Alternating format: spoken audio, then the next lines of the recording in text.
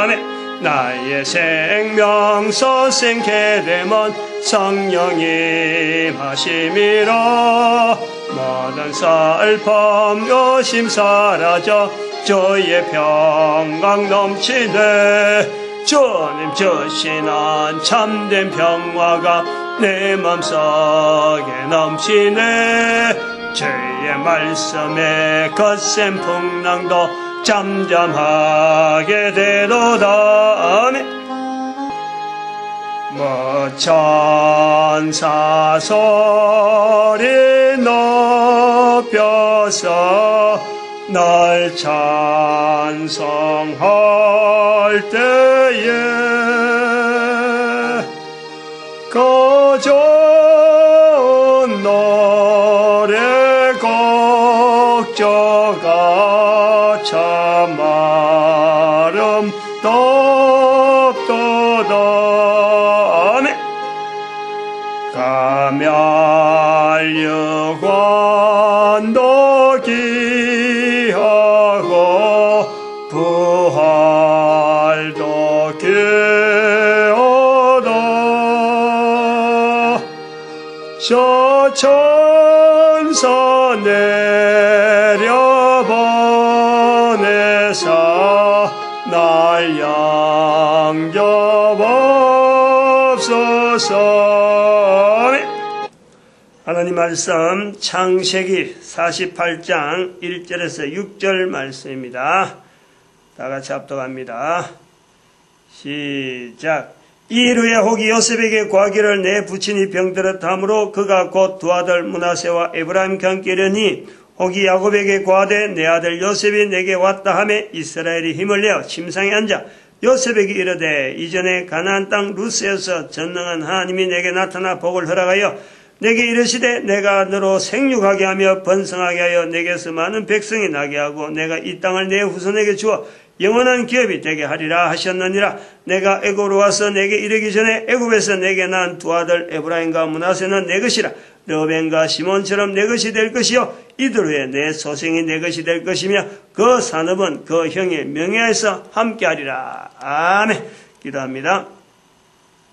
할렐루야. 함께 해주심에 감사합니다. 복된 시간 허락하였사오니 2013년 14년 하나님 앞에서 참으로 부활통일 시대에 나아가는 첫 해 시작한 해가 지나가고 이제 첫 해 만났으니까 온 인류가 예수 그리스도 앞에 예수 그리스도 이름으로 예수 그리스도 더불어서 무릎 꿇는 주라 부를 수 있는 그 거룩한 일에 이 거룩한 시간들 들어지기를 간절히 소망합니다. 예수님의 이름으로 기도드립니다. 아멘.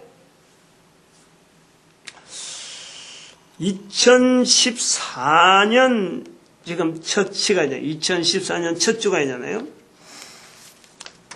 본문을 뭘 할까? 사실 고민을 했죠. 고민을 했는데, 작년 1년 동안 이 본문 했잖아요.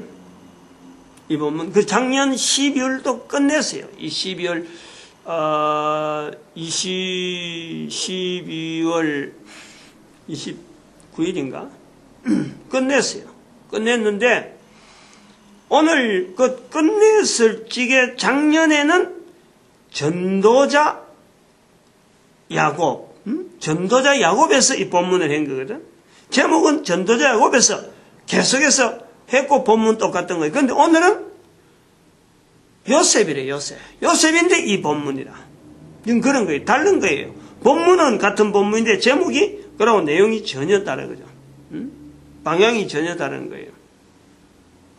여기 요셉이 나오니까 또 여기에 야곱이 나왔으니까 전도자 야곱하고 또 여기서부터 전도자 요셉을 하지 아니하고 그냥 요셉을 하면서 제목은 금년 한 해 1년 동안을 똑같은 제목. 본문은 이제 바뀔 거예요. 주일마다 바뀌든지 아마 사람마다 바뀌든지 할 거예요.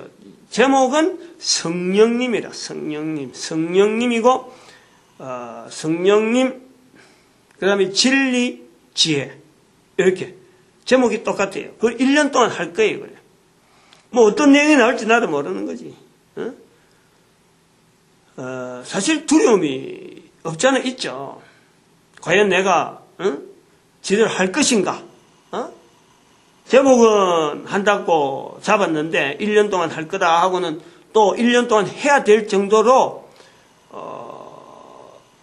그 부활통일시대를 선포를 했고, 부활통일시대가 선포되리라고 생각 안 하고 2013년을 맞이했는데, 이제 부활통일을 선포하고 나서 첫 해가 가는데 이 본문 설교, 주일 설교가 그게 맞춰놔야지, 뭐 일반적으로 늘 하던 그런, 그러니까 작년에 계획을 잡을 적에는 전도자 아브라함, 전도자 이삭, 전도자 야곱, 그 다음에 전도자 요셉, 요래 넘어갔을 거야.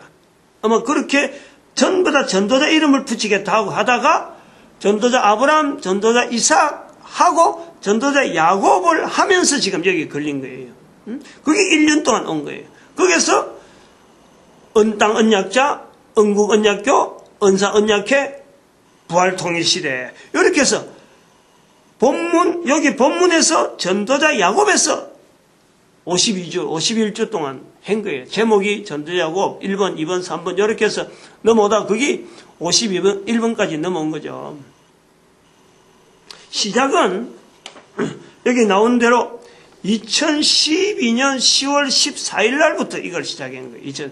그때에 이제는 성경 인물 중에서 전부 다 전도자 이름을 붙이겠다. 여기 전도자 인물 설교 방침이 해갖고 2012년 10월 14일 날 이래 나온 거예요. 그래서 첫 번째는 전도자. 전도자의 언어가 어떻게 바뀔 건가? 환경의 변화가 어떨 것인가? 그러고 성경 속에서의 성경에서 구조가 토라, 케투빈, 너비임인데 여기서 그 전도자를 어떻게 위치가 하는가? 이런 걸 해서 나올 거라. 그리고 1945년에 이스라엘의 독립의 자리가 뭔가? 요거 이제 비교하면서 2012년 10월. 지금부터 1년 지나서 2년 전이라 벌써.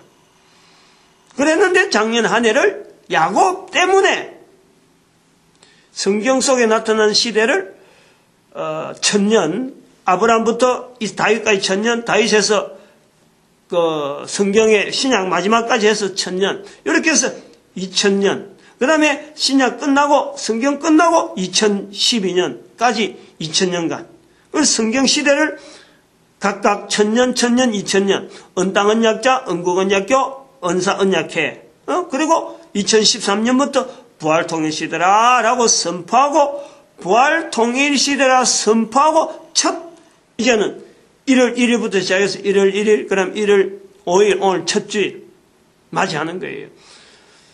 1월 1일에 일부러 행사를 했어요. 2014년부터 해서 이게 특별한 해에 대한 거를 제 자신도 좀 부각도 좀 되고, 그래서 우리 그 애들, 강명에 있는 아들 내외하고 포항에 있는 딸 내외 이렇게 모아서 우리 내외하고 딸 집에 가가지고 제가 식구들 모아놨고 우리끼리 1월 1일 날 오후 5시에 그 예배를 드린 거예요. 예배 드리면서 거기에서 제가 발표를 했어요. 금년 한 해를 우리 애들 손자 아들이 각각 딸을 하나씩 낳았는데 손녀죠. 친손녀 외손녀 이름이 사위가 교회를 잘 모르는데 첫 애라 딸을 낳았는데 이름을 진리라 켰어요. 진리라. 그래서 제가 깜짝 놀랐지 그때. 그 다음에 아들이 나중에 아이를 배송했는데 태어나진 않았는데 이름을 지혜로 한다 하더라고. 내가 만나서 이야기한 중에 야 그 지혜란 이름이 굉장히 성경에 중요한 이름인데 내가 이제 그 말만 얹어놨어. 근데 실제로 애가 나중에 이름 부르는데 지혜라 부르더라고. 그래서 이 두 개를 두고 진리 지혜 이 두 이름을 두고 그 가족들 모인 데서 이 관계성을 제가 설명을 해놨어요. 설명을 하면서 내 마음에 있는 대로 마음에 그때 그런 그 과정을 이렇게 쭉 하면서 이런 시간을 보내는 이런 내용을 볼 때 금년 한 해를 2013년 보내고 2014년 맞이하면서 이거 1년 동안 이 진리와 지혜를 증거해야 되겠다. 같은 제목으로 낳고 해야 되겠다. 왜 그래 했느냐면은 예수님께서 말씀하시는 마태복음 12장 31절, 32절에 성령님에 대한 해방하지 마라. 성령님을 거역하지 마라. 31절에 죄와 해방은 사람의 모든 죄와 해방은 사심을 용서받는데 성령을 해방하는 것은 용서받지 못한다. 그게 31절이고 32절에는 나는 부인하더라도 예수님은 부인하더라도 성령을 부인하면은 오는 세상과 이 세상에도 이 세상과 오는 세상에 용서받지 못한다. 사심이 없다. 이렇게 아주 중요한 말씀을 했잖아요. 그걸 오래전부터 마음에 두고 있었는데 이제 그 연초에 그렇게 아이들의 이름의 관계를 정립하면서 금년 한 해는 부활통일시대가 됐는데 이 부활통일시대의 모토가 뭐냐? 모든 인간들로 하여금 결국 예수님이 하시는 말씀, 그 남겨놓은 말씀이 뭐냐면은 성령님을 인정하라는 거 아니에요. 성령님을. 그러니까 성령님을 인정하는 것으로서 부활통일시대가 가야 되겠으므로 2014년 요즘 시작되는 첫머리부터 해서 1년 동안 성령님에 대한 제목 가지고 그게 2013년도에 똑같이 해봤기 때문에 이제 제목을 갖고 힘을 얻는 거죠. 제목을 해야 되겠다. 한 해의 주일 예배, 낮 예배, 설교 제목 똑같이 일률적으로 성령님, 진리, 지혜 이렇게 해서 하기로 마음을 먹었어요. 그러면 이런 사례가 어디 뭐 자료를 보고 어디 자료가 있으니까 내가 그거 근거해서 한 1년간 가겠다 이렇게 할 수도 없고 내 자신도 지금 망망한 거예요. 어제도 내가 이거 원고는 뭐 나름대로 뭐 이렇게 준비한다고 했는데 자신이 없는 거지. 이게 과연 서두가 어떻게 보셔서 나중에 어떻게 끝내고 어떻게 단락을 지어가지고 한 주 한 주 이거 보낼 거냐. 시간은 거의 1시간에 맞춰놔야 되는데 뭐 그렇게 나올 양이 있을런지 모르는 거예요. 그런데 묘한 것은 2013년도에 한 주 한 주 넘어오면서 제가 그런 걸 다음 주에 뭘 할 기다. 이번 지금 시작하면서 이게 과연 어떻게 될 거다. 다음 주에 뭐 할 기다. 요래 연결해갖고 52주 온 게 아니라니까. 그게 없어요. 지난주가 그렇다니까. 전도자 야곱으로 시작을 했는데 이게 전도자 야곱이 52주 동안 이게 차 있다는 거지. 이제 그걸 힘을 얻어서 2013년도에 부활통일 시대라고 선포를 한 만큼 그것이 있기 때문에 2014년은 성령님에 대해서 예수님께서 그렇게 간곡하게 말씀하신 그 말씀에 모든 인류가 집중을 해야 되니까 자료를 성령님에 대한 제목을 해서 자료를 남겨야 되겠다. 죄와 해방, 모든 사람의 죄와 해방, 성령에 대한 모든 사람의 죄와 해방은 용서를 받지만은 성령을 해방하는 것은 용서를 못 받는다. 나는 부인하더라도 용서는 괜찮지만 성령을 부인하면은 이 세상과 오는 세상에도 용서를 못 받는다. 그것이 지금 예수님 말씀하고 2000년 동안 왔는데 우리가 거기에 대한 전혀 지금 어떤 대답이나 어떻게 해야 되겠다 이런 것에 대한 아무것도 없잖아. 그런데 작년에 부활통일시대라고 여기서 선포했는데 여기서조차 그 내용을 이야기 안 하면 되겠느냐? 빚진 마음, 쫓기는 마음, 해야만 되지만은 내가 뭐 이걸 할 수 있을 만한 어떤 역량이 있다. 그렇게 해서 시작하는 건 아니지. 감동이라 감동. 해야 되겠다. 어설프지만 일단은 선포를 하고 시작은 해야 되겠다. 나중에 2014년이 12월 마지막 주 돼가고 끝이 날 때 어떤 결론이 날지 나는 아무것도 모르는 거야. 이번 주 준비하는 것만 해도 아무것도 모르고 준비하는 거야. 그 내용이 있어요, 지금. 2013년을 부활통일 시대의 원년으로 선포를 하고 2014년 한 해의 첫 시작을 여기서부터 뚜껑을 열어야지 다른 데 찾으면 안 된다는 거지.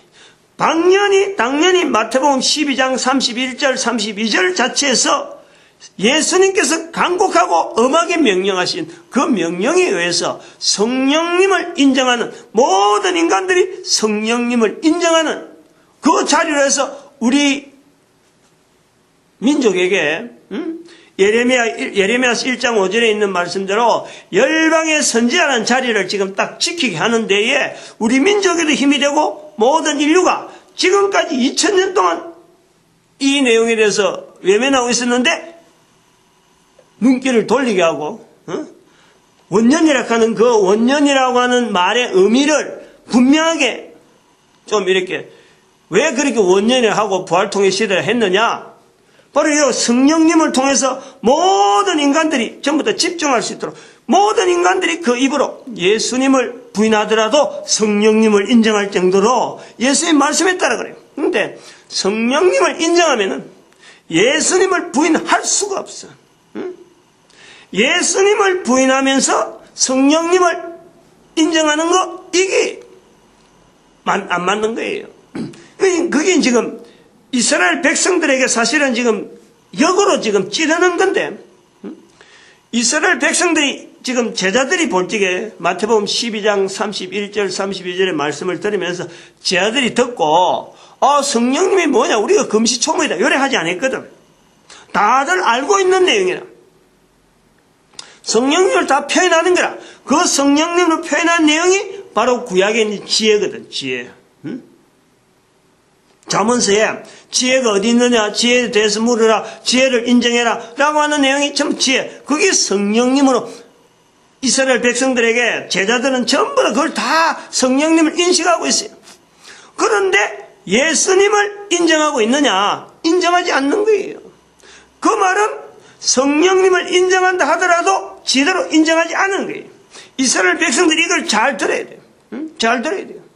이 내용은 이거는 전 인류가 들어야 될 내용이니까 이스라엘도 제외될 내용이 아니라 이스라엘도 지금부터 2000년 전에 예수님을 부인한 것은 성령님을 인정하지 않았어. 인정한다고 입으로 나왔는데 이게 제대로 훈련이 안 된 거예요. 성령님을 인정한다 인정하지 않는다는 것을 어떻게 아느냐?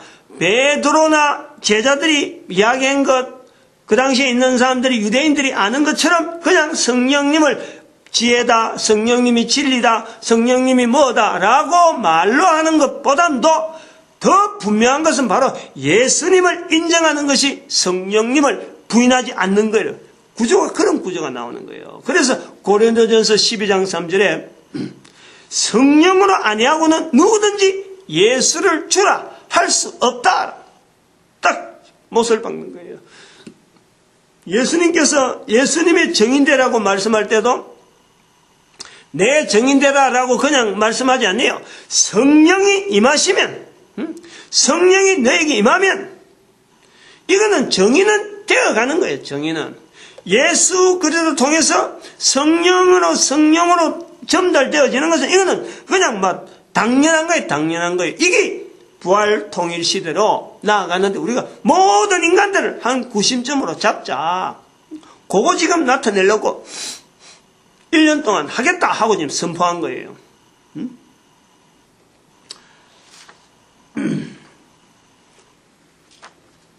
그 연초가 되니까 그런 내용들이 많아요.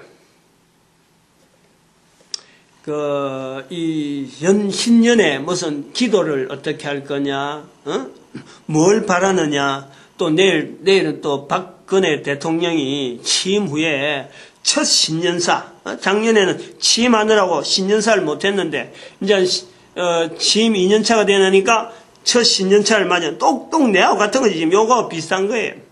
신년사를 어떻게 할 거냐 하고 이제 지금 기대를 하는 거예요. 내일 한다는 거지. 1월 6일 날. 근데 저는 1월 5일 날 지금 하는 거고. 기대를 하는 거예요. 그래서 각 나라 각국마다 신년에 대한 이 기대를 다들 이래 하는데, 우리 금년에는 제가 나름대로의 이런 자세가 있다 보니까 다른 나라의 신년사는 이런 게 자꾸 법문하고 내 자세하고, 야, 이 성령님을 인정해야 되는데 모든 나라마다 이 성령님을 인정하는 이런 어떤 신년사가 너무 좋겠다. 이제 이렇게 바라지는 거예요. 지난번에 애들 모였을 적에 1월 1일 모였을 적에 우리가 늘 교회에서 하는 대로 기도 제목, 신년 기도 제목, 각각 종이 2장 주면서 두 벌을 써라. 똑같은 내용을 두 벌을 써라. 그래, 하나는 본인을 가지고 하나는 제출해라. 그 내가 목사니까 애들, 조그만 애들이 있는데 다 내가 받았죠. 애들 이름도 손녀 이름으로 저가 써라 해갖고 아버지 엄마가 써라 해서 제출했는데 이거 다 보는 거예요. 근데 본데 이 설교를 하지 않았어요. 제가 성령님에 대한 설교를 하지 않았어요. 근데 묘한 것은 그날 모인 우리 애들의 모든 기도 제목에 성령에 대한 언급을 다 하더라는 거예요. 제가 지금 이번에 가져와서 그것은 안 보고 내가 갔다 와서 여기서 봤는데 전부 다 성령님에 대한 언급을 다 하고 있어요. 이게 하나님의 은혜다. 저는 그래 보는 거죠. 내가 설교를 하고 적으라 했으면은 이게 뭔가 설교 속에서 자기들이 힌트를 얻어서 썼는가 이래 되지만 설교하기 전에 그거부터 제출하고 그 다음에 제가 선포를 했으니까 하나님의 섭리가 대단하다. 저는 그래서 지금 이 설교하는 데에 하나님의 지금 섭리하심, 인도하심 있다. 지금 보는 거 있는 거예요. 그리고 그 세계 각국의 이래 그 프로그램 텔레비전 통해서 이렇게 프로를 진행하는데 오늘 아침에 방송이 몇 번 방송인지 모르겠어요. 밥을 먹으면서 보는 거니까 인도에서 그 채널이 몇 번인지 모르겠어요. 인도에서 히말라야 산맥을 올라가는 열차가 있더라고. 거기 토이트로인가? 토이라 하는 건 장난감. 자그마한 꼭 옛날에 영국이 영국의 식민지가 인도가 영국의 식민지였으니까 그 시대에 영국 사람들이 깔아놓은 건데 그 전기 기관차에 전기가 뭐 연기 시커먼 연기가 지금도 막 화면서 나면서 그 올라가는데 올라갔다가 이렇게 이런 식으로 올라갔다가 다시 빠꾸 해서 이래 올라가고 또 다시 이래 올라가고 이런 식으로 이래 왔다 갔다 지그재그 형식으로 해서 그 높은 산을 올라가는데 밑에서 출발해갖고 올라가는데 꼭대기까지가 8시간 걸려, 8시간. 근데 뭐 때문에 올라가는가 하고 봤더만은, 그래서 싱겁어서 계속 차만 가는 길에서 싱겁어서 끌라고 딱 하는데, 올라가는데 차고 올라가는데 보니까 제일 위에 꼭대기에 사람들이 막 모여 있는 거예요. 근데 뭐 하는 거 보니까, 히말라야, 인도에서 높은 쪽 속에서 보는 히말라야 산맥이라, 산맥. 거기서 인도 쪽에서 본 제일 높은 산봉우리가 있더라고. 그거는 네팔에서 보는 거하고 좀 다르죠. 그래서 그 산봉우리 보는 사람들이 거기에서 많이 모여 있는 거예요. 그러니까 거기에서 일출을 보는 거예요. 일출을 보는 거야. 그래서 제가 이제 그걸 보면서 그런 거를 볼 때에 제가 뭘 보냐니까 저 일출을 보는 저 자세가 성경에 있잖아요. 성경에도 해 돋는 곳이라는 표현을 많이 써놨어요. 제가 한 번은 정리를 하나, 이게 오래된 정리해놓은 건데, 오늘 요 가져와 봤어요. 해 돋는, 즉, 동방 해 돋는 편. 민수기서부터 시작해서 이게 동방 해 돋는 편. 여기에 어떤 누구를 진치고 누구를 진치는 것도 나오고, 그 다음에, 해 돋는 편에 성읍을 구별한다. 해 돋는 편에 거한다. 해 돋는 편에서 차지할 것이다. 이 해 돋는 편에 대한 내용이요. 해 돋는 편, 방향을 나타낼 때는 제일 정확하게 표현하기 위해서 해 돋는 편이지. 우리가 이 동서남북이란 말도 지금 요즘에 와서 이게 일반화됐지. 해 돋는 편보다 동서남북, 여기 방위 보는 것이 지금 뭐 GPS 나오고 하니까 방위 보는 것이 어느 동쪽이냐, 어느 해쪽이냐. 이것은요, 동쪽에서 해 뜬다. 해 뜨는 쪽이 동쪽이다. 이런 보담도 동쪽에서 해가 뜬다. 이게 앞서는 거예요. 옛날에는 동서남북을 이야기할 때 해 뜨는 쪽이 동쪽이다. 이게 해 뜨는 쪽이 먼저 나오는 거예요. 근데 요즘은 방위가 되니까 동서남북으로 하면서 해 뜨는 쪽이 동쪽이다. 이것보다도 동쪽에서 해가 뜬다. 거꾸로 돌아가는 거예요. 좀 차이가 좀 애매한 것 같아도 이거 상당히 차이가 있는 거예요. 옛날에는 동서남북이란 표시, 이거는 약속이래, 약속. 요거 약속된 지 얼마 안 돼요. 이런 약속이 없을 적에는 해 뜨는 쪽에 동편, 해 뜨는 쪽, 성경에 계속해서 나오는 해 돋는 곳. 이 해 돋는 곳에 대한 연상을 성경에 기록한 수많은 내용들이 지금 거의 한 페이지에 해당되는 제가 이거 검색을 하고 이렇게 쭉 정리를 해놨어요. 해놨는데, 이런 많은 내용이 있는 속에는 제가 볼 때는 여기 해 돋는다 하는 이 편에 바로 창세기 10장의 사건이 여기서 나온다. 요 사건하고 이 단어하고 연결되는 것이 바로 욕단과 벨렉과 욕단의 동진행이 나온단 말이에요. 그것은 창세기 10장에서 그 사건을 나타내고 11장에 나름대로 다른 설명을 좀 하고 있는 게 바벨탑 사건인데, 바벨탑에 있는 그 내용을 보면은 동쪽에서 오는 이 햇빛에 대한 이 갈망이요, 바벨탑 구조가 그 속에 들어간 탑이니까 바람도 잘 안 통하지, 햇빛도 안 들어오지. 앞에 문 쪽에서 햇빛 들어오겠지, 동쪽에서는 햇빛 들어오겠지만은, 그러나 그 넓은 데에 일단 한번 들어가 버리면은 햇빛 구경하기가 어려운데요. 거기는 들어가면 바벨탑 안으로 들어갔다 가면은 밖에서는 햇빛 얼마든지 보지만 안에 들어가면 햇빛 구경이 힘드는 거예요. 그러면 그걸 짓느라고 수많은 노예들이 그거 지으면서 해 돋는 것에 대해서, 해를 바라보는 것에 대해서 선망하는 그 내용이요 있다는 거지. 그래서 그러한 내용 때문에 우리가 대한민국이 광복이라는 언어를 가지는 거예요. 밝음이라든지 광명이라든지 우리에게 있는 이 어떤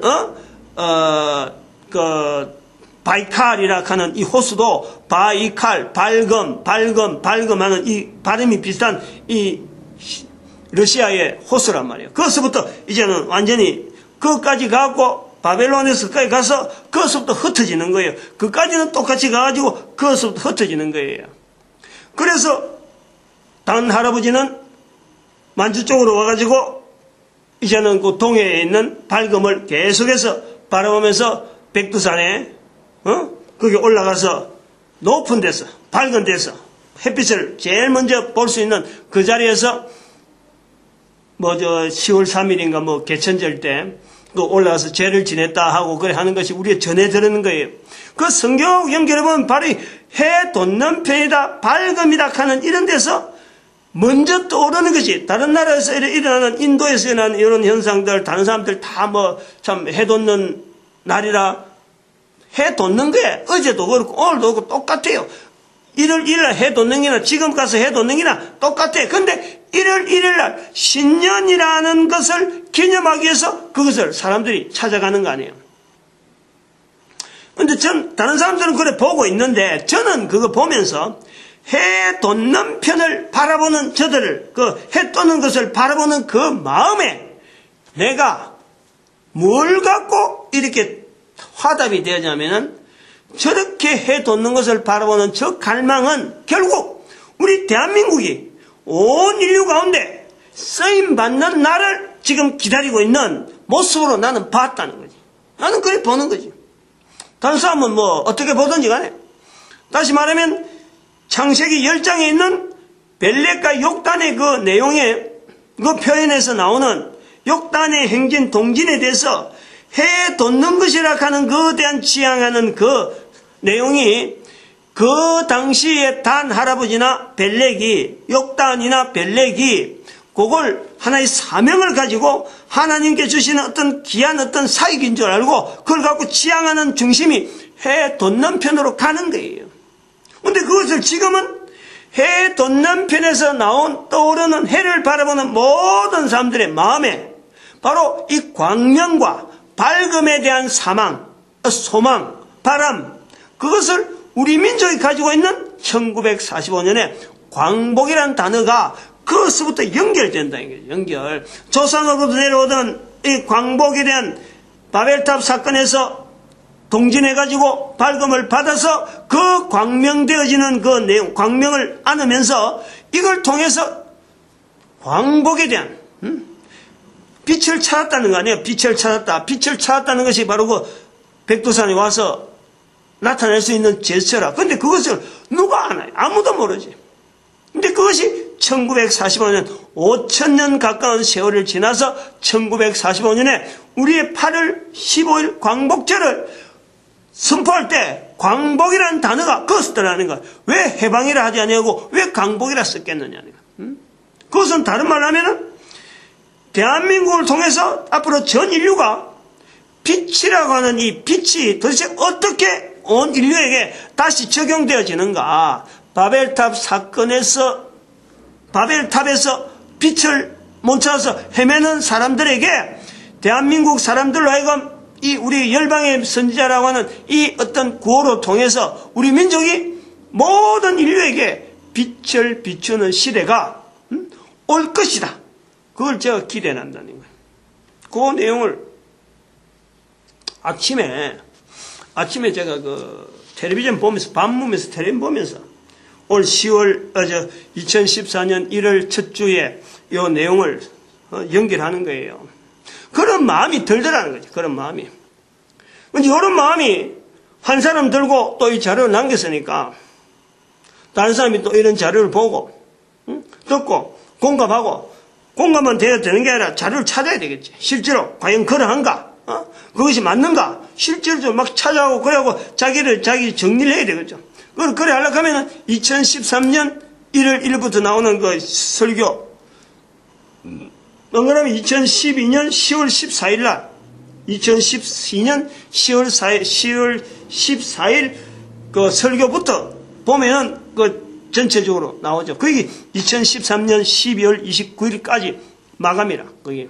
그게 한 달러로 끝나고, 그 다음에 오늘부터는 전도자라고 이름 붙이는 대신에 사람의 이름으로 나오긴 나오는 것은 저기서 연결되어 나올 거예요. 연결되어 나오는데, 전에는 전도자 야곱으로 붙이고, 전도자 이삭, 전도자 아브라함 이렇게 붙였는데, 그 전도자란 말은 빼고, 저들이 이제 구체적으로 성령님하고 어떤 표현이 있는가, 바로 성령님하고 표현하는 그 내용을 중점적으로 맞추고 갈 것이라는 거예요. 그래서 이름은 오늘 같은 경우 본문은 지금 이 본문을 하고 지난해 하던 본문하고 이번 본문하고 연결되는 이게 오버랩 되는 부분이 있으니까 요걸 본문을 하면서 여기에서 나오는 요셉에 대한 주변에서 성령님에 대한 표현을 찾아내고, 그리고 요셉 주변에서 사람들이 성령님을 어떻게 나타내는가, 그리고 오늘 우리 시대는 이 성경이라고 하는 이런 자료를 통해서 이렇게 나타낼 때에 이 표현이 성경의 자리가 그날 그전에도 이걸 할 때 구조를 할 때도 성경의 자리를 우리가 여러 구조 속에서 토라, 케투빔, 느빔 이런 식으로 우리가 찾았는데, 성경이라고 하는 이 기능 자체가 성령님을 인정하는 데에 도대체 어떤 기능이 있는가, 요거 자체를 구조를 맞출 기래요. 지난번엔 전도자라고 하는 이 사람들이 성령님을 어떻게 표현하는가 하는 것을 나타내겠지만은, 이제는 성경이라고 하는 이 기록되어지는 환경 속에 있는 요 주변에 있는 사람들이 성령님을 나타내는 것을 중점적으로 나타낼 것이다. 지난 한 해는 전도자를 통해서 시각을 맞추려고 했는데, 이제는 2014년은 성령님을 성경 속에서 어떻게 부각해서 시대마다 있는 성령님에 대한 구체적인 내용을 나타내는 그 인물을 통해서 나타낼 것이다. 다른 말하면 그때 시대나 지금 시대나 사람이 얼굴이 다르고 이름이 다를 뿐이지 사람은 여전하기 때문에 하나님께서 달라질 리가 없잖아요. 사람이 여전한데 하나님은 어제나 오늘 영원토록 동일하니까 그때 인정한 성령님이라면 지금도 인정해야 되는, 지금도 그 시대와 똑같은 상황으로 우리가 만날 수 있는 상황이고 내 개인도 만날 수 있는 어떤 개인이다. 아브라함에게 전도자 했다면 이삭에게 전도자, 야곱에게 전도자, 그래서 모든 사람이 전도자다 하는 내용을 통해서 사실은 나가려고 했는데, 그것보다 더 구체적으로 더 이제는 그거는 말할 것도 없고, 누구든지 성령님을 인정하는 것이 바로 전도자인데, 누구든지 성령님을 인정할 수밖에 없는 그 환경이 다 있다 있는 거지. 모든 시대, 아브라함 시대도 있었고 그 이전 시대도 있고 다 가능한데, 이제 요셉부터 시작해서 나타나는 성경에 여러 가지 주변에서 성령님을 나타내는 것으로 1년 동안 주제를 삼겠다. 뭐 시간이 많으면 뭐 더 할 수 있겠지만, 하나의 상징적인 면에 하나의 요 어떤 기념비적인 그런 표현에서 2014년 주일 낮 예배를 성령님 진리 지혜, 요 내용으로 주제를 해서 삼켰다 하고 감동을 나타낸 대로 지금 나가는 거예요. 그리고 요거 하나 알려줘야 되겠어. 성령님에 대한 심볼. 성령님이 지금 매주마다 요 앞에 있는 그림. 동그라미하고 안에 동그라미 3개가 이래 돼 있는 요 그림. 요걸 어제는 앉아갖고 요걸 만드느라고 좀 고심을 했어요. 어제 전에는 요 그림이 아니고 소위 말해 여기 이제 삼위일체 하나님에 대한 표시를 그 작년 중반인가 언제부터 이걸 만들라고 심볼을 만들라고 인쇄소에 도안하는 사람하고 몇 번 통화했어요. 요래 봐라 저래 봐라. 나는 어떤 착상을 가지고 해라 했는데 이 사람이 내가 볼 때는 너무 간단한데 이 사람은 너무 못 알아듣는 거예요. 그래서 한판 쓰다가 책은 나올 때가 되고 책 위에 책 앞에 표지를 하겠다고 지금 준비를 해놨는데 지금 책은 나와야 되고 그래서 지난 1월 1일 날 애들 모이는 데서 가고 포항서 애들 모아놨고 우리 딸이 또 그림을 잘 그리니까 딸한테서 뭐 묘안이 나올란가 싶어서 야 요런 거 지금 한번 그려봐라. 삼위일체 지금 심볼을 그릴 건데 인쇄소에서 도무지 못한다. 좀 해봐라 했더니 아들 돌고 딸 돌고 다 돌고 아이고 이거 인쇄소가 낫지 우리는 오히려 못합니다 하고 뒤로 물러서는 거예요. 그래서 어제는 하루 종일 앉아가지고 요거 그리느라고 그리느라고 요래도 보고 저래 보고 어떻게 하면 쉽고 간단하고 하면서 좀 전체적인 걸 열까 하고 지금 이제는 금년 한 해 성령님 진리 지혜 이렇게 해서 설교를 해야 되는데 이거 어떻게 해서 이거 나타낼까 하면서 하다가 이렇게 나타낸 거예요. 그 성령 전체 중간에 맨 중간에 삼위일체 중간에 제일 중간에 보면 동그라미 사이에 있는 그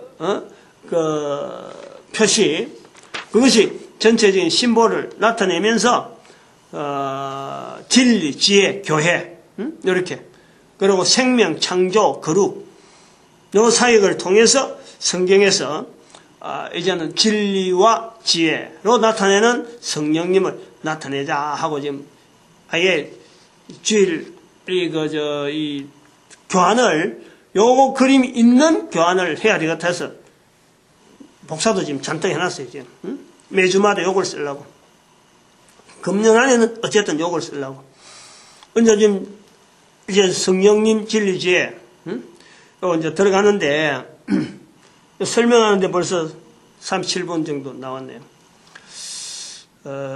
사실은 좀 자신이 없고 하니까 그런 것도 있어요.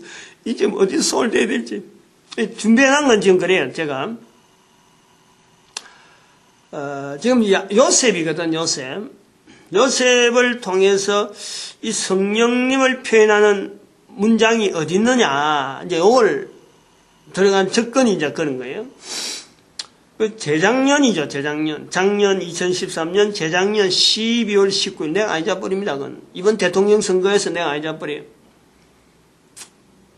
지금 박근혜 대통령이 18대 그 대통령 지금 임기 중에 있는데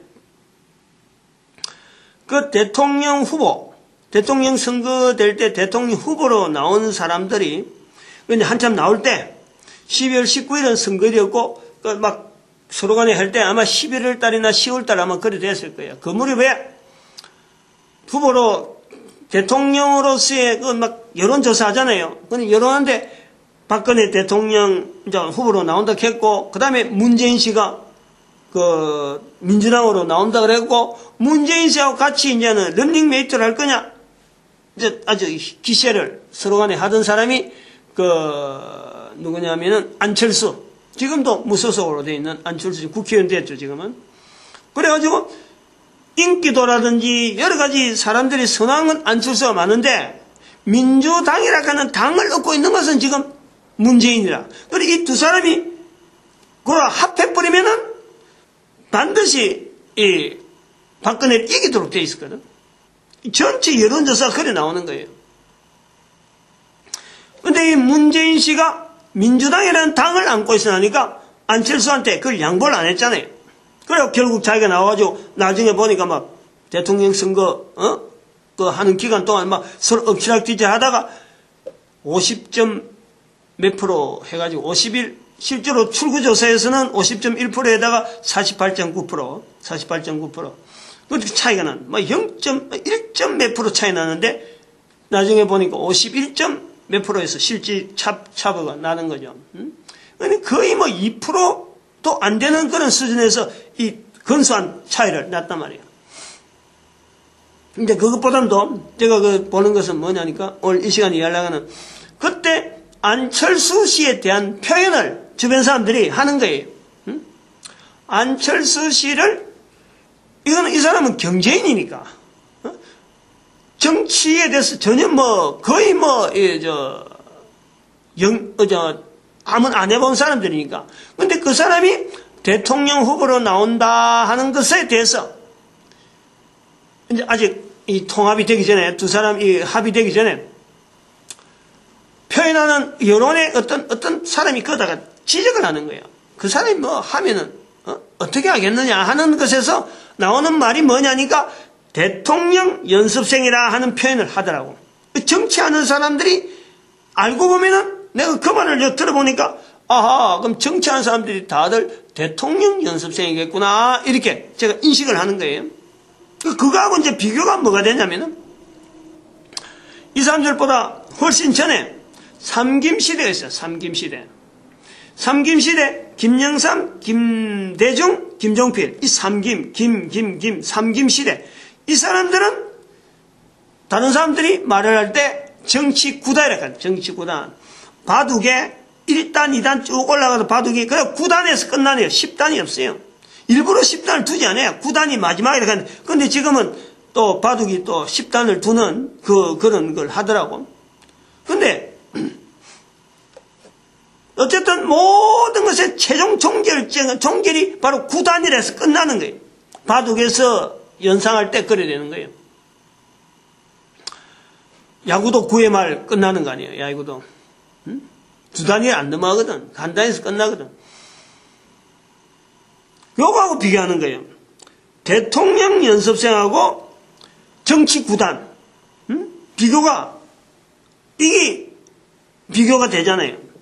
근데 그걸 지금 요셉에게 얹으려고 그래요. 요셉에. 우선 이 본문의 내용을 보면은 아버지 야곱이 임종이 있는 거예요. 48장은. 지금 아버지가 지금 죽기가 얼마 안 되니까 아들을 데리고 야곱의 아들이 요셉이 그 아들을 데리고 그러니까 야곱에게 손자를 데리고 지금 온 거 아니에요. 48장 1절에서 6절에는. 근데 아버지가 손자를 보면서 손자라 하지 아니하고 아들이라 불러주는 거예요. 아들. 그럼 여기서 보는 거예요. 손자의 입장은 손자는 아들의 반열에 들어가는 거 보면은 대통령 연습생이라. 대통령 연습생. 이 사람들이 앞으로 이스라엘에 대통령에 걸맞는 그 자손의 이름으로 에브라임과 므낫세라는 이름으로 이 지파별로 막 나중에 땅 가를 때 이 사람들이 대통령이라고 해도 뭐 지금은 대통령 연습생이라고 할 정도로 되지만 나중에는 대통령보다 더한 위치를 족속의 이름으로 이 아들이 되니까 손자 같으면은 어림도 없는데 아들이 되니까 나중에 12지파에 들어가는 거예요. 그럼 이거 대통령 연습생. 그 다음에 야곱은 정치구단이냐. 정치구단. 인생 임종시대 인생을 최뭐 살대로 살아보고 그야말로 바로 앞에서 한 이야기가 있잖아요. 내 나이가 얼만데 참 험악한 세월을 살았다. 살을 거 만날 거 다 본 노련한 어떤 인생을 가지고 있는 이 야곱. 요 두 사람이 있단 말이에요. 정치 훈련생, 정치 연습생, 정치 구단, 그 다음에 대통령 연습생. 두 사람이 본문에 있는 거예요. 그 다음에 요 내용을 보고 요셉을 보는 거예요. 요셉을. 요 내용에 정치 구단과 대통령 연습생이라는 이 관계를 본문에서 보고 여기에서 요셉의 상황을 이제 접근해 간단 말이지. 요셉의 상황이 요셉이 창세기 37장에 형들에게 팔립니다. 형들에 의해서 12아들이 있는 중에 형들한테 팔려가지고 자기가 11번째 동생이고 바로 밑에 이제 베냐민이 마지막 말째가 있는데 열 형제가 이 요셉을 묶어서 그만 행인들한테 지난 행상들한테 팔아버리니까 이 행상들이 애굽으로 가는 길이니까 애굽에 있는 시위대장 보디발이라는 관료한테 팔아버리는 거예요. 노예로 팔아버린 노예로. 그 37장 사건이 지나고 나서 지금 48장이니까 오랜 시간이 지나는 그래서 37장에서 이 사건이 있고 그 다음 38장은 창세기 38장은 유다에 대한 내용만 나오는 거예요. 완전히 분위기 바꿔서 그리고 39장이 됐어야 37장에 팔렸던 이 요셉에 대한 이야기가 계속해서 창세기 끝까지 나오는 거예요. 중간에 38장 한번 언급을 하는 건 또 다른 이유 때문에 언급을 하는데 37장 띄어서 39장에서부터 성경이 요셉에 대한 내용으로 일관하게 나온다니 그 앞에까지는 야곱에 대한 내용이 37장 앞에는 야곱을 중심에서 나왔는데 37장부터는 요셉을 중심에서 나왔다. 그 다음에 그 하나 다음에 있는 38장은 유다 지파에 대한 내용이 잠깐 언급이 되고 있다. 그럼 이 38장부터 쭉 넘어오는 39장에서 넘어오는 요셉에 대한 내용이 넘어오는 중에 요셉이 시위대장 보디발의 집에서 있다가 여기 또 그 아내에 의해서 모함을 당하는 거예요. 애꿎게 모함을 당하는 거죠. 그래가지고 노예로 있던 사람이 노예로 전략돼서 애굽에 노예로 있던 사람이 그 보디발의 감옥에 들어가는 거예요. 감옥에까지. 감옥에까지 들어가 버렸어요. 감옥에 들어가 있는데 감옥의 왕의 신하들이 감옥에 갇혀서가 잠깐 있다가 또 복귀되고 또 감옥에서 또 고생하다가 또 복귀되고 하는 이런 절차가 또 있는 중에 있었던가 봐. 그런 것이 전례가 있었던가 봐. 그래서 거기에 신하들이 와서 요셉하고 감옥에 있는 요셉을 만나서 있는데 요셉은 이제 그들에게 시종을 드는 거예요. 시종. 감옥에서도 시종 드는 거죠. 감옥에 들어간 요셉이 꿈을 해석하면서 다른 사람들 관료들에게 꿈을 해석한 중에 창세기 41장으로 넘어왔는데 창세기 41장. 창세기 41장에 그 애굽의 왕이 꿈을 꾸는 거예요.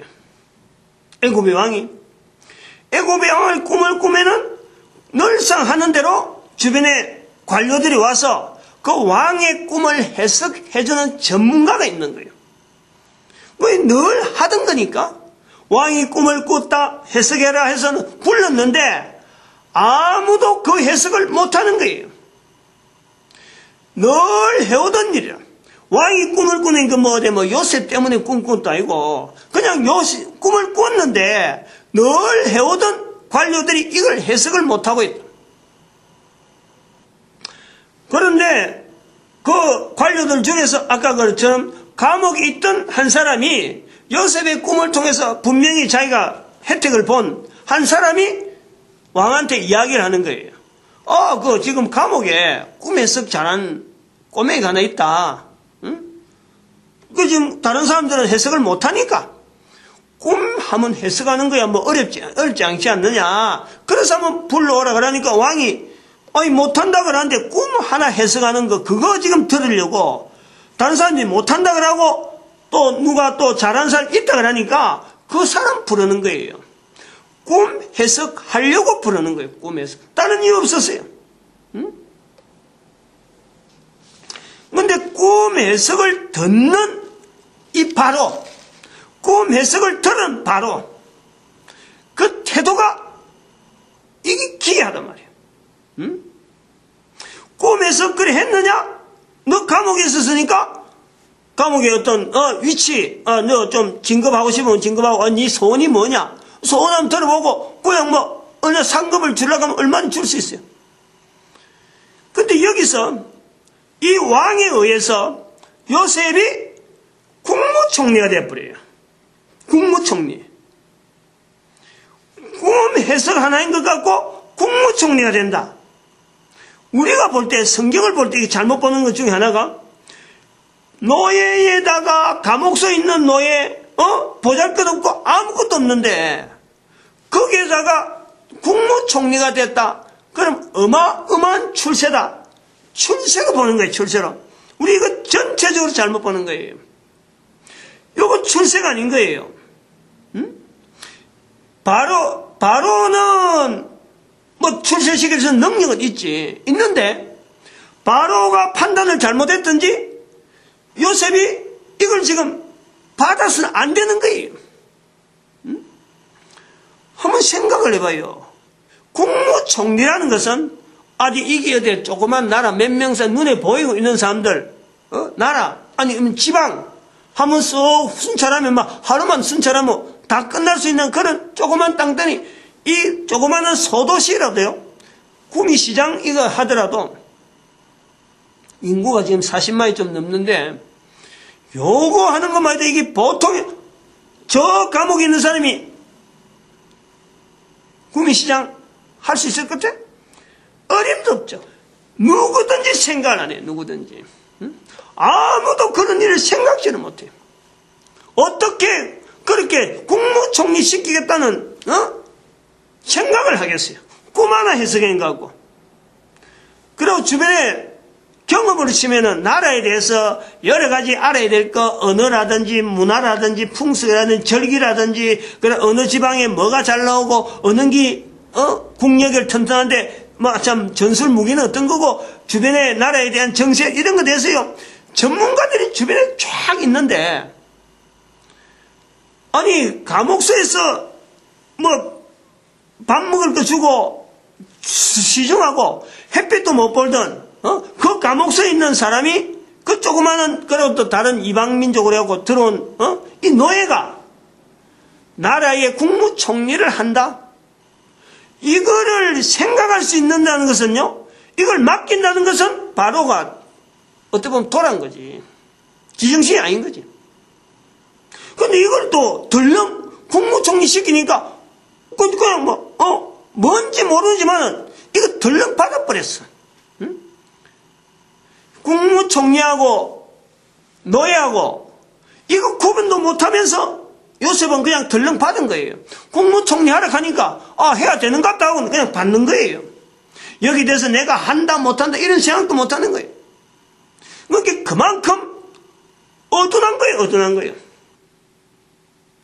요셉이 여기서 우리가 봐야 되는 거예요. 지금 여기에 성령님에 대한 표현이라든지 진리라든지 지혜라고 하는 이 표현을 우리가 여기서 봐야 된단 말이에요. 도대체 바로가, 도대체 요셉이 뭘 믿고 국무총리 시키고 뭘 믿고 국무총리 일을 하겠다 했냐. 그런 거 요셉이 그런 거 아니야말로 노예에서 국무총리 된 거 그거 나타내려고 성경을 기록했느냐. 우리는 기록을 통해서 하는 거 아니에요. 응? 요셉이 출세했다. 감옥소로 가가지고 결국 아버지 밑에 있던 조그만 애가 바로가 되는 어마어마한 애굽의 국무총리가 됐다. 그거 기록하려고 성경이 남아있느냐? 우리가 분명히 알아야 돼요. 그렇게 알면은 우리는 엄청난 실수를 한다 보는 거예요. 엄청난 실수. 그거 나타내놓고 성경이 기록하지는 않는다.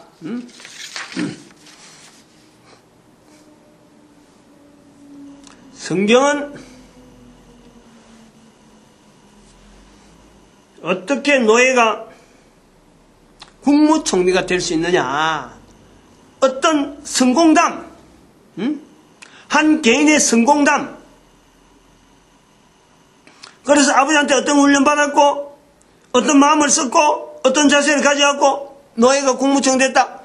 이런 거 나타내려고 하는 성경이 아니란 우리가 분명히 다르게 보면은 어떻게 노예가 애굽의 노예가 어떻게 국무총리 일을 할 수 있었느냐, 일을 어떻게 했느냐. 뭘 보고 바로가 그 노예에게 전혀 관계없던 아무 참 무식하려면 이것처럼 무식한 일이 없잖아요. 또 이 노예처럼 애굽의 왕이 볼 때는 애굽에 대해서 무식해도 이런 무식한 사람이 없는데 이렇게 무식한 사람에게 애굽의 왕이 뭐 나라 어디 장난치고 어디 하루 어디 소일거리 보내는 그게 국무총리? 하루 좀 휴식하고 아이고 휴가 한번 갔다 오는 그게 국무총리인가? 국무총리 떡 몇 개 낳고.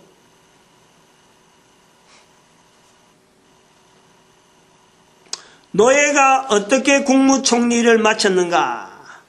그리고 국무총리를 마쳤으니까 오늘 요 본문에 있는 거예요. 48장 1절에서 6절에 말씀이 있단 말이에요. 국무총리를 하는 중에 아버지를 모시고 온 거 아니에요. 국무총리를 하는 중에 지금 아이를 지금 이 에브라임과 문하세와 에브라임을 지금 기르는 거예요. 결혼을 하는 거예요. 그 국무총리가 되니까 주변에 있는 온 지파에 있는 제사장이 딸을 줘가지고 결혼해서 지금 애굽에 있는 여인하고 결혼해갖고 지금 아이 낳은 것이 에브라임과 문하세란 말이에요. 문하세와 에브라임이라. 그래서 성경은 우리가 여기서 분명히 봐야 돼요. 어떤 한 사람이 자라가지고 어떻게 출세했느냐, 세상에서 어떻게 출세했느냐, 요걸 보는 것이 아닌 거예요. 분명히 어떤 일을 했는데, 어떤 사람이 어떤 일을 하는데 그 사람이 그 일을 할 때에 어떤 힘으로 했느냐. 왕이 도대체 그 보잘것없는 이 이스라엘의 노예 여기에다가 왜 국무총리라고 하는 어마어마한 직책을 맡겼을까? 요걸요 우리는요 집중적으로 공격을 해야 돼요. 집중적으로. 그리고 요 내용이 결국에는 2014년 한 해 동안에 가야 될 내용이네. 가야 될 내용. 요 내용에서 붙잡아서 출애굽이 나오고 이스라엘이라고 하는 나라가 팔레스타인 지역에 거기서 기거해야 될 고향 본토 아비 집으로 가야 되는 이 이스라엘의 자리가 주어지고 지금도 이스라엘 백성들이 1945년에 그 땅을 차지하면서 본문에 있는 이 야곱의 축복을 통해서 자기들이 땅을 지금 계속 누리는 거예요. 애굽의 왕이 요셉에게 국무총리를 안 줬더라면, 국무총리를 맡기지 않았더라면 다른 사건이 있었겠지. 근데 그 사건이 분명히 하나의 빌미인 거예요. 왕이 노예에게 어떻게 국무총리를 맡길 수밖에 없느냐. 이것이요 과거의 이스라엘이다, 과거의 애굽이다, 과거의 요셉이다, 과거의 애굽의 왕이다, 이게 아닌 거예요. 지금이에요. 지금 나에게, 지금 우리가 살아가고 있는 현장에서 어떻게 한 인간이 주변에 있는 여러 가지 환경, 누구든지 생각하는 어떤 지식적인 여러 면의 일반적인 상황을 벗어나면서 도약하면서 달라질 수 있는 어떤 개연성은 도대체 뭐가 될 수 있느냐는 거지. 상황을 볼 때는 전혀 답이 없는데 어떤 주어진 사람이 한 사람 거기에서 답을 행사할 수 있고 답을 나타낼 수 있고, 그래서 모든 인류들이 어떤 평화라든지 안정이라든지 왕으로서 통치하고 있는 이런 지향하는 목표가 국민들의 평안, 국민들의 어떤 안정, 그걸 바란다면 그 일을 수행할 수 있는 사람이 도대체 어떻게 하면 할 수 있느냐? 그 사건이 똑같다는 거야. 지금 여기 애굽에 있는 이 바로에 있는 이 상황이나 지금 현재 우리에 있는 상황이나 똑같다는 거예요. 그 똑같다는 것에서 우리는 성령님이 여전히 창세기 41장에 나오는 애굽의 왕에 있는 그 상황, 그리고 요셉에게 있는 상황, 요셉이 지금 본문에서 두 아들을 데리고 올 정도로 평화로운 관계로 지금 국무총리를 잘 마치고 있는, 평안하게 야곱이 죽을 수 있으니까 자손들에게 아들 둘이 손자를 아들로 잡아 격상을 시키면서 축복하는 그 관계가 나오잖아요. 여기서 우리가 보는 것이 아까 했지만 정치 구단, 국무총리는 정치 구단이 하는 거 아니에요. 그런데 요셉은 대통령 연습생이라 정치에 대해서 아무것도 할 줄 몰라. 대통령 연습생이라 완전히 감옥섬에 있던 사람이에요. 이런 가능성을 우리 국민들이 소망을 해야 돼. 소망을.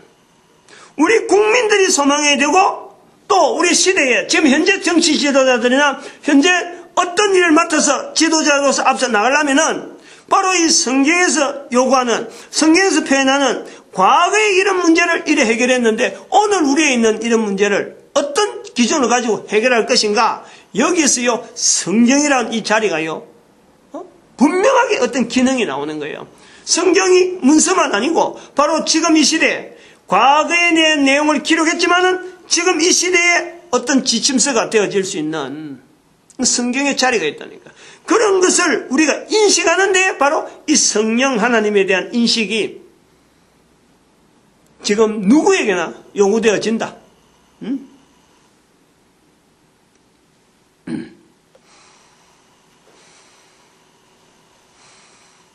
그래서 요 하나 언급을 하고 넘어가야 되니까 이제 여기서 우리가 성령님에 대한 언급을 우리가 주제를 갖고 넘어오는데 이 왕이 표현하는 이 표현이 나오는 거예요. 41장 38절 왕이 표현하는 거예요. 노예임에도 불구하고 노예로 보지 아니하고 왕이 보는 시각이 여기 오늘 중요하게 나오는 표현 안에 있잖아요. 41장 38절 이와 같이 하나님의 신에 감동한 사람을 우리가 어찌 얻을 수 있으리요. 하나님의 신에 감동한 사람을 우리가 어찌 얻을 수 있으리요. 41장 38절에 이 말씀이 나오는 거예요. 요 내용이 이 바로에게 주어졌다는 자체는요 우리가 모든 사람들이 이걸 세심하게 봐야 돼요. 왜 2014년 부활통일시대라고 하는 첫머리에 성령, 진리, 지혜로 선포되는 이 첫 마두에 하나의 그 기준점이고 방향 전체를 잡아가는데 요셉의 사건을 붙잡을 수 있느냐, 붙잡아야 되느냐, 바로 이거 그래요. 바로라고 하는 사람은 이스라엘 사람이 아니에요. 바로라고 하는 사람은 이스라엘의 출애굽을 하는데 벗어나야 될 분명한 어떤 대상이야. 대상, 대적이라. 대적 자리가 바로라. 물론 다른 바로지만 이 바로가 아니지만 그 바로가 성경 기록 자체하고 전혀 관계가 없는 전혀 이방인으로 몰리는 이 바로가 하나님의 신에 감동한 사람을 우리가 어찌 찾아낼 수 있겠느냐 결단을 내리는 것이 노예를 국무총리 삼는 거예요. 요 기준 때문에 그런 거예요. 요 기준. 하나님의 신에 감동한 사람을 어디서 구하겠느냐 이거지. 어디서. 애굽의 전체에 있을 수 없는 거고. 그러니까 지금 그 신분이 지금 현재 신분이 어떻든 간에 하나님의 신에 감동한 자니까 그거 하나 믿고 그에게 국무총리를 맡기는 바로 우리가 이걸요 우리가 믿음이라 할 수밖에 없는 거예요. 그런데 성경은 마치 이스라엘의 믿음, 성경 읽는 사람의 믿음, 교회 다니는 사람의 믿음, 이 성경이 아니란 성경에 기록한 내용이 바로가 하나님 앞에 어떻게 믿음을 나타내느냐 그 믿음에 반응해서 성령님의 감동되어진 사건들이 요셉에게 나타나는 거예요. 요셉도 자기가 주어진 일이 이게 뭐 크고 나쁜 일은 이 어떤 겨냥이 자체가 안 되고 이거는 하나님께서 자기에게 준 것이다 하고 그냥 그 일에 보면 명예 이런 것 계산해갖고 내가 하면 가족들이 어떻고 이런 계산하지 않는 거죠. 오직 하나님께서 이 요셉을 통해서 나타내고자 하는 그 일 거기서 요셉이 반응하는 하나님의 신에 감동하는 바로가 있고 그 다음에 요셉이 있는 거예요. 또 그럼 또 누가 있겠어? 주변에 신하들 있잖아. 신하들. 성경을 우리가 비교해보면요 이방인이 훨씬 많은, 이스라엘 백성들은 여기 들어서 한 명밖에 없어. 요셉밖에 없어.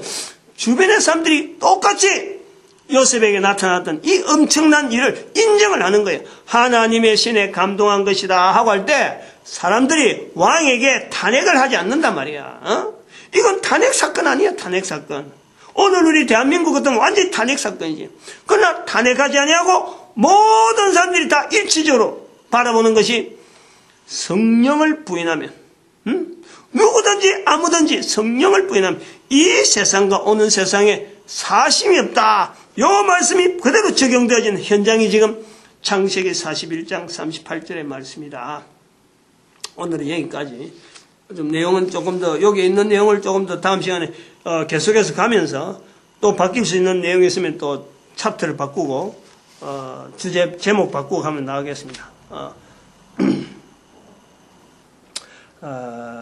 기도드립니다. 할렐루야. 함께 해주시면